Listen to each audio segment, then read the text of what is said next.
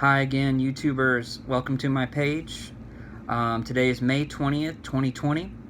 I am residing in the good old city of Corpus Christi, Texas, and I just kind of wanted to share some thoughts today about what does it mean to forgive. We are still dealing with this pandemic of COVID-19, the coronavirus.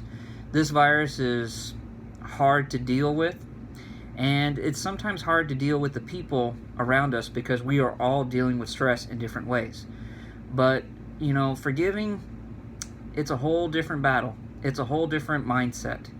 And according to Google, just typing it in, it says that according to psychiatrists, that forgiving is a conscious decision to release feelings of resentment or vengeance toward a person or group that has harmed you, done you wrong, but it does not mean forgetting what has happened, nor does it mean condemning, or how I should say, agreeing to what has happened. But to go back to the question at hand, what does it mean to forgive? Does it mean just we forget about whatever it is? No. But it also means that maybe we have to reevaluate how we react. Because you can't control what someone does to you. Sometimes life just throws you a curveball. For example, COVID-19. It hit us in a way that we weren't expecting it. And maybe, therefore, it has created a lot more tension, stress, unemployment, health issues. But again, what does it mean to forgive? And so, just like in all my videos, I try to put an acronym into place to kind of break down the word so we can really think about it. So, when you think about forgive, just as the word it is, it's a verb tense. So, a verb is an action. So, forgiving is an action to do, something to apply. The letter F, I put find. Again, whatever you're trying to find out why you're forgiving that person is key to letting go of that issue versus letting go of the person. The letter O, I put offer. Offer solution toward the problem, whatever that looks like. Again, every situation is different, but how you handle it is what's going to determine it. I put the letter R, reconcile. If there's possibility to keep the situation intact or the person, friendship, relationship stable enough to where you're able to work it out, that's what reconcile means. It means find common ground that you're able to at least agree on or start moving in a direction to repair what has been damaged. Then for the letter G, I put grow. Whenever you're able to forgive, you're going to grow out of it or you're going to learn something from it. But it's not always easy, but eventually it will come to grips to where you're going to see that growth in that situation. You're going to learn from it if you choose to embrace that idea. The letter I put intercession. Obviously, as I said in the definition, it's, a group of people sometimes, or a situation where a person is where you're going to have to sit down with them like I'm talking with you right now and just, hear the issue and address your own issue. And again, you don't have to always agree for what has been done to you or what is said to you. But when you at least address it through intercession, it means that you're taking the time as an adult to reevaluate and redecide if it's worth even, allowing to carry on. I mean, there's so much better things to do than live in resentment or bitterness. It's like a poison. You wouldn't drink a bottle of Drano, right? Because it's designed to, clear up a sink that's clogged up with hair and other things. I just use that as an example, because I work at Home Depot, so I deal with plumbing questions all the time. But this psychological way of thinking is radical thinking, because not everybody's going to forgive anybody, anywhere, at any time. It's hard to do.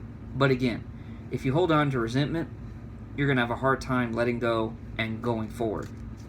The last two letters, I put the letter V, and that's voice. Your voice needs to be heard. My voice, I'm trying to get it out here more often to give a word of encouragement.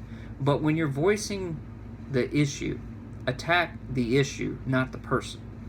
And realize that what you say can impact a person and how you say it.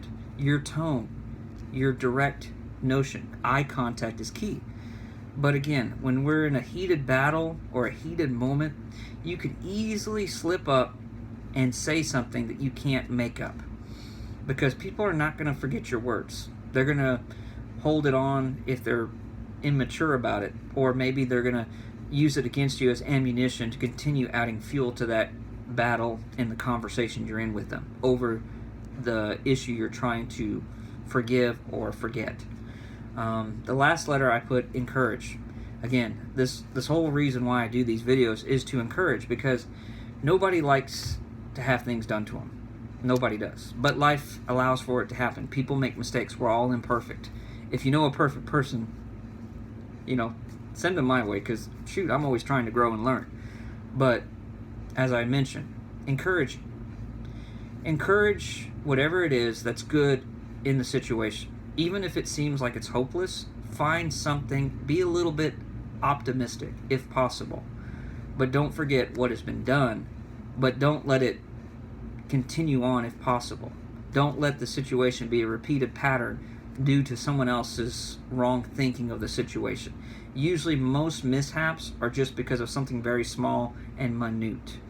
But a kid, how you think about it, your perspective could be totally different versus the person that, committed the offense. And I talk about that in the previous video about how we should handle an offense.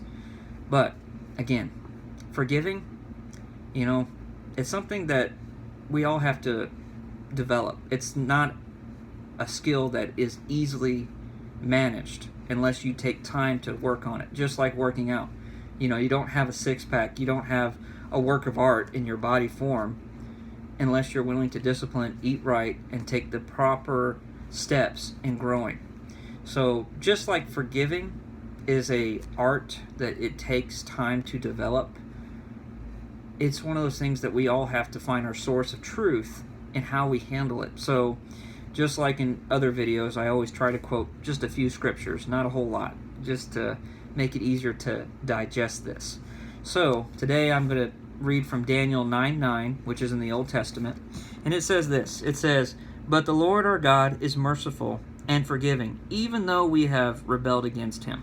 So, God is very merciful. If you know about God, or if you've learned anything about God's nature, it's about love. And when you are in love with someone, you want to keep that person close to you. And forgiving is a part of a lot of the things that we have to work on in any relationship, whether you're religious, spiritual, or not. This is applicable to anybody. Forgiving is a talent and a skill that takes a lot of time. But if you're willing to invest in it, you'll grow in it. The next verse is Colossians 3:13, verse 13 through 14. And let me pull that up here. It says, "Bear with each other and forgive whatever grievances you may have against one another. Forgive as the Lord forgave you. And over all these virtues put on love, which binds them all together in perfect unity." Now again, this verse, I don't think it's going to be easy to receive in a situation where you're heated up. But it says you're putting on love. So when you put on love, it's not a shirt that says "I love you." It's an action that demonstrates that you love that person enough to hear them out, work it out, and maybe even possibly pray it out. Christian logo, but it works.